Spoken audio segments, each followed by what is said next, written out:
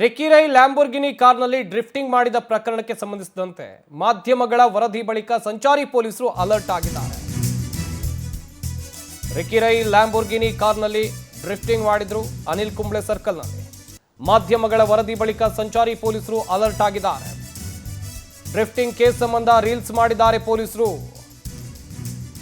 Ricky ರೈನ ಕಾರಿನ ಜೊತೆ ನಿಲ್ಲಿಸಿ ರೀಲ್ಸ್ ಮಾಡಿದ್ದಾರೆ ಬೆಂಗಳೂರಿನ ಸಂಚಾರಿ ಪೊಲೀಸರು. ರಿಕ್ಕಿ ರೈ ಬಳಿ ಕ್ಷಮೆ ಕೇಳಿಸಿದ್ದಾರೆ.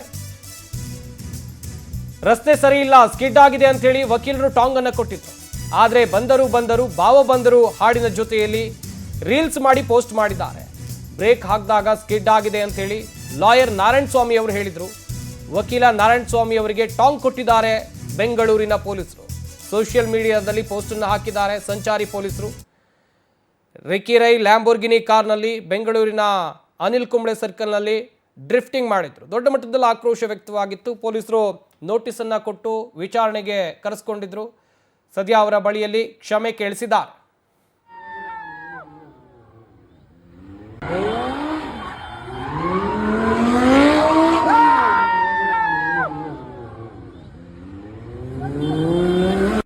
ಈಗೇನ್ ಮಾಡ್ತಾನೆ ನಿಮ್ ಹೀರೋ?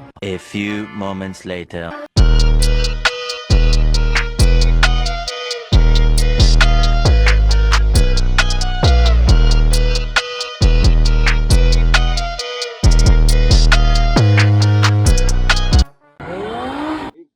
ಬೆಂಗಳೂರಲ್ಲಿ ಬೇಜಾನ್ ನ್ಯೂಸೆನ್ಸ್ಗಳು ಆಗ್ತಾ ಇತ್ತು, ತಮ್ಗೆಲ್ಲ ಗೊತ್ತಿದೆ.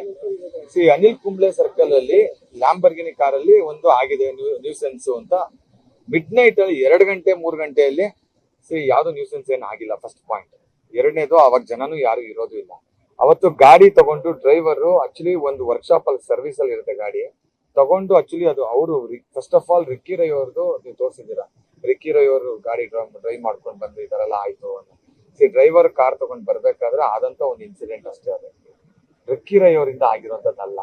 ಸೊ ನಾನ್ ರಿಕ್ವೆಸ್ಟ್ ಮಾಡ್ಕೊಳ್ಳೋದು ಏನಂದ್ರೆ, ರಿಕ್ಕಿ ರೈ ಅವರಿಂದ ಆಗಿದೆ ಅಂತ ಅನ್ಬಿಟ್ಟು ದಯವಿಟ್ಟು ಹೇಳ್ಬೇಡಿ. ಆಕ್ಚುಲಿ ಗಾಡಿ ಓಡಿಸೋದೇ ಡ್ರೈವರ್. ಸೊ ಡ್ರೈವರ್ ಗಾಡಿ ಓಡಿಸ್ತಾ ಇದ್ರು ಅವರು. ಸೊ ಅವ್ರ ಜೊತೆಗೆ ಬರ್ತಾ ಇದ್ರು, ಆಗಿದೆ. ಜೊತೆಲಿದ್ರು, ಕಾರಲ್ಲಿ ಖಂಡಿತ ಇದ್ರು. ಈಗ ಇಲ್ಲ ಅಂತ ಹೇಳಕ್ ಆಗಲ್ಲ. ಇಲ್ದಿರೋದ್ನ ನಾನು ಇಲ್ಲ ಅಂತ ಹೇಳಿದ್ರೆ ತಪ್ಪಾಗತ್ತೆ. ಗಮನಕ್ಕೆ ಬರ್ತಾ ಇರ್ತೀವಿ ಡ್ರಿಫ್ಟಿಂಗ್ ಮಾಡಿದ ಕಾರ್ ಡ್ರೈವರ್ ಅಂತ. ಸರ್ ಗಮನ ಪ್ರಶ್ನೆ ಅಲ್ಲ ಸರ್. ಸಮ್ಟೈಮ್ಸ್ ಬ್ರೇಕ್ ಹೊಡೆದಾಗ ಗಾಡಿ ಗಮನಕ್ಕೆ ಬಂದು ಆಕ್ಸಿಡೆಂಟ್ ಮಾಡೋಲ್ಲ ಯಾರು. ಗಮನಕ್ಕೆ ಬಂದು ತಗೊಂಡ ಯಾರಿಗೂ ಗೊತ್ತಲ್ಲ. ಗಮನಕ್ಕೆ ಬಂದು ಎಲ್ಲ ಬಂದು ಯಾರು ಇಂಟೆನ್ಷನ್ಲಿ ಮಾಡೋಲ್ಲ. ಬ್ರೇಕ್ ಹೊಡೆದಾಗ ಅದು ಸ್ಕಿಡ್ ಆಗಿದೆ. ಫಸ್ಟ್ ಅಲ್ಲಿ ರೋಡ್ ಸರಿ ಮಾಡಕ್ ಹೇಳಿ. ಅದೇನಾಗಿದೆ, ಅದು ರೋಡ್ ಎಲ್ಲ ಸ್ವಲ್ಪ ಮರಳೆಲ್ಲ ಇದ್ದಾಗ ಬ್ರೇಕ್ ಹೊಡೆದಾಗ ಸ್ಕಿಡ್ ಆಗ್ತದೆ. ಅದು ಮೊನ್ನೆ ತಾನೇ ರೋಡ್ ಅದು ರೆಡಿ ಮಾಡಿದ್ದಾರೆ. ಸೊ ಹಂಗಾಗಿದೆ ಅಷ್ಟೇ. ಅದನ್ನ ಬಿಟ್ರೆ ಅದೇನ್ ದೊಡ್ಡ ಇದಾಗ ಆಗಿಲ್ಲ. ಜೊತೆಗೆ ಆಗಿದಷ್ಟೇ ಇಮಿಡಿಯೇಟ್ಲಿ ಗಾಡಿ ಕರೆಕ್ಟ್ ಆಗಿ ತಗೊಂಡು ಕರೆಕ್ಟ್ ಆಗಿ ರೋಡಲ್ಲಿ ಡ್ರೈವರ್ ಹೋಗಿದ್ದಾನೆ. ಅವ್ನ ಟ್ಯಾಲೆಂಟ್ಗೆ ನಾವು ಅಪ್ರಿಶಿಯೇಟ್ ಮಾಡ್ಬೇಕು, ಆಯ್ತಾ. ಸೊ ನನ್ನ ಪ್ರಕಾರ ಟ್ಯಾಲೆಂಟ್ ಅಪ್ರಿಶಿಯೇಟ್. ಆಕ್ಸಿಡೆಂಟ್ ಅಲ್ಲಿ ಆಗಿರುತ್ತೆ. ಇಡೀ ಬೆಂಗಳೂರಲ್ಲಿ ಬೇಜಾನ್ ನ್ಯೂಸೆನ್ಸ್ಗಳು ಆಗ್ತಾ ಇತ್ತು, ತಮ್ಗೆಲ್ಲ ಗೊತ್ತಿದೆ. ಅನಿಲ್ ಕುಂಬ್ಳೆ ಸರ್ಕಲ್ ಅಲ್ಲಿ ಲ್ಯಾಂಬರ್ಗಿನಿ ಕಾರಲ್ಲಿ ಒಂದು ಆಗಿದೆ ನ್ಯೂಸೆನ್ಸ್ ಅಂತ. ಮಿಡ್ ನೈಟ್ ಅಲ್ಲಿ 2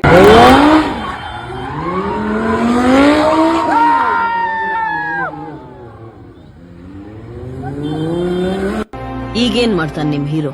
A few moments later.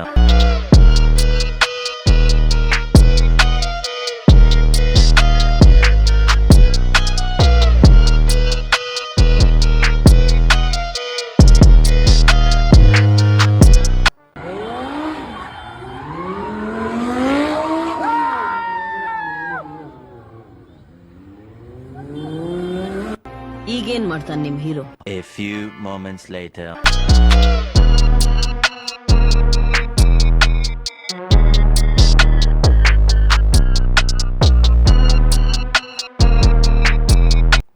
Yes, ಈ ಬಗ್ಗೆ ಇನ್ನಷ್ಟು ಮಾಹಿತಿಯನ್ನು ಕೊಡ್ತಾರೆ ನಮ್ಮ ಪ್ರತಿನಿಧಿ ವೆಂಕಟೇಶ್. ದೂರವಾಣಿ ಸಂಪರ್ಕದಲ್ಲಿ ಜಾಯ್ನ್ ಆಗ್ತಾ ಇದ್ದಾರೆ. ವೆಂಕಟೇಶ್, ಗಮನಿಸ್ತಾ ಇದ್ವಿ ಒಂದು ಕಡೆಯಲ್ಲಿ ಬೆಂಗಳೂರಿನ ಸಂಚಾರಿ ಪೊಲೀಸರು ಈ ಲ್ಯಾಂಬೋರ್ಗಿನಿ ಕಾರ್ನಲ್ಲಿ ಡ್ರಿಫ್ಟಿಂಗ್ ಮಾಡಿದ ಪ್ರಕರಣಕ್ಕೆ ಸಂಬಂಧಪಟ್ಟಂತೆ ರಿಕ್ಕಿ ರೈ ಅವರ ಬಳಿಯಲ್ಲಿ ಕ್ಷಮೆ ಕೇಳಿಸಿದ್ದಾರೆ.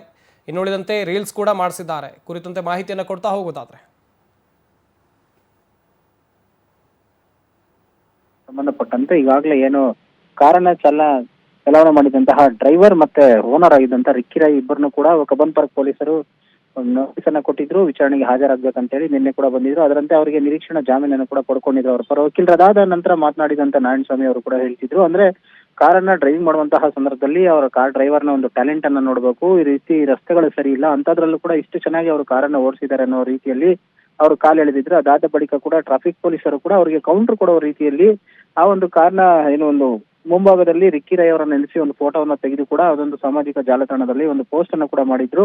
ಅಂದ್ರೆ ಇಲ್ಲಿ ಪ್ರಮುಖವಾಗಿ ಗಮನಿಸಬೇಕಾದಂತ ಅಂಶ ಏನಂತ ಹೇಳಿದ್ರೆ MG ರಸ್ತೆಯಲ್ಲಿ ಅಷ್ಟು ಚೆನ್ನಾಗಿರುವಂತಹ ರಸ್ತೆಯಲ್ಲಿ ಬ್ರೇಕ್ ಫೇಲ್ ಆಗಿದೆ, ಕಾರನ್ನ ಅವರು ಟ್ಯಾಲೆಂಟ್ ರೀತಿಯಲ್ಲಿ ಓಡಿಸಿದ್ದಾರೆ ಅನ್ನುವಂತಹ ಅದನ್ನ ಕೂಡ ಹೇಳಿದ್ರು. ಅದಕ್ಕೆ ಕೌಂಟರ್ ಕೊಡೋ ರೀತಿಯಲ್ಲಿ ಕೂಡ ಪೊಲೀಸರು ಎಂದಿನಂತೆ ಕೂಡ ಈ ರೀತಿಯಾದಂತಹ ಒಂದು ಇನ್ಸಿಡೆಂಟ್ ಗಳಾದಂತಹ ಸಂದರ್ಭದಲ್ಲಿ ಬಿಫೋರ್ ಆಫ್ಟರ್ ವಿಡಿಯೋಗಳನ್ನು ಕೂಡ ಮಾಡಿ ಮುಂದೆ ಈ ರೀತಿಯಾದಂತಹ ಇನ್ಸಿಡೆಂಟ್ ಗಳು ಆಗದೇ ಇರೋ ರೀತಿಯಲ್ಲಿ ಎಚ್ಚರಿಕೆಯನ್ನು ಕೊಡುವಂತ ಕೆಲಸವನ್ನ ಮಾಡಿದ್ರು. ಅದೇ ರೀತಿ ರಿಕ್ಕಿ ರೈ ಅವ್ರಿಗೂ ಕೂಡ ಕೊಟ್ಟಿದ್ರು. ಅದಕ್ಕೆ ಕೂಡ ಏನೋ ಒಂದು ನಾರಾಯಣ ಸ್ವಾಮಿ ಅವರು ಕೊಟ್ಟಂತಹ ಒಂದು ಕೌಂಟರ್ ಏನಿದೆ ಅದಕ್ಕೆ ಸಾಕಷ್ಟು ಟೀಕೆಗಳು ಕೂಡ ವ್ಯಕ್ತವಾಗಿತ್ತು. ಇಂತಹ ರಸ್ತೆಯಲ್ಲಿ ಕೂಡ ಚೆನ್ನಾಗಿರುವಂತಹ ರಸ್ತೆಯಲ್ಲಿ ಈ ರೀತಿಯಾಗಿ ಗಾಡಿಯನ್ನ ಓಡಿಸ್ತಾರೆ ಅಂದ್ರೆ ಇನ್ನೆಷ್ಟರ ಮಟ್ಟಿಗೆ ಅವರ ಟ್ಯಾಲೆಂಟ್ ಇರಬಹುದು ಅನ್ನುವಂತಹ ರೀತಿಯಲ್ಲಿ ಕೊಂಕಾಗಿ ಅವರಿಗೆ ಪ್ರಶ್ನೆ ಮಾಡುವಂತಹದನ್ನು ಕೂಡ ಮಾಡಿದ್ರು. ಸದ್ಯ ಟ್ರಾಫಿಕ್ ಪೊಲೀಸರು ಈ ಒಂದು ಮುಂದೆ ಯಾರಾದ್ರೂ ಈ ರೀತಿಯಾಗಿ ಮಾಡಿದ್ರೆ ಅವರಿಗೆ ಇಂತಹ ಶಿಕ್ಷೆ ತಪ್ಪಿದ್ದಲ್ಲ ಅನ್ನುವಂಥದ್ದನ್ನ ಕೂಡ ಕೇಳಿದ್ರು. ಈಗ ಸಂಬಂಧಪಟ್ಟಂತೆ ಕೂಡ ಒಂದು ಚಾರ್ಜ್ ಶೀಟ್ ಅನ್ನು ಸಲ್ಲಿಕೆ ಮಾಡ್ತಾರೆ. ಕೋರ್ಟ್ ಅಲ್ಲಿ ಅವರು ಕೂಡ ಕೇಸ್ಗೆ ಸಂಬಂಧಪಟ್ಟಂತೆ ಫೈನ್ ಅನ್ನು ಕೂಡ ಕಟ್ಟಬೇಕಾಗುತ್ತೆ. ಮುಂದೆ ಈ ರೀತಿಯಾದಂತಹ ಉಚ್ಚಾಟಗಳೇನಾದ್ರೂ ನಡೆದ್ರೆ ಟ್ರಾಫಿಕ್ ಪೊಲೀಸರು ಸರಿಯಾದ ಕ್ರಮವನ್ನು ಕೂಡ ತೆಗೆದುಕೊಳ್ತಾರೆ ಅನ್ನೋದು ಸಾರ್ವಜನಿಕರಿಗೂ ಕೂಡ ಮತ್ತು ವಾಹನ ಚಾಲಕರಿಗೂ ಕೂಡ ಅರಿವಾಗಬೇಕಾಗಿರುವಂತಹದ್ದು. ಸಂಪತ್. ಥ್ಯಾಂಕ್ ಯು ವೆಂಕಟೇಶ್ ತಮ್ಮೆಲ್ಲ ಡೀಟೇಲ್ಸ್ಗಾಗಿ.